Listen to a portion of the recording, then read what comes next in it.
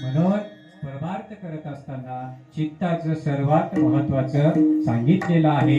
चित्त जोपर्यंत आपल्याला एकरूप होता येणार चित्ताशी परमार्थ सिद्धीला जात नाही आणि आपलं साध्य पूर्ण आपल्याला भेटत नाही किंवा साध्याची प्राप्ती आपल्याला करता येत नाही. म्हणून काय केलं पाहिजे? पर चित्त आपल्याला साधायचं आहे, पण कसं साधायचं हे सुद्धा माहित पाहिजे की महाराज. चित्त साधायचं आहे पण कसं साधायचं त्यासाठी सर्वसंग परित्याग करावा लागतो, तर चित्त आपल्याला साधता येतं. म्हणजे महाराज माणसामध्ये बसायचं नाही काय बसायचं, परंतु जे शास्त्राचे चिंतन करतात, जे भगवंताचे चिंतन करतात, जे भगवंताची चर्चा करतात, अशाची संगत धरावी. नको त्याची संगत धरलं चित्त आपल्या जागेवर राहत नाही. अरे काय होणार खाय उगा थोडं खाय झोप येईना.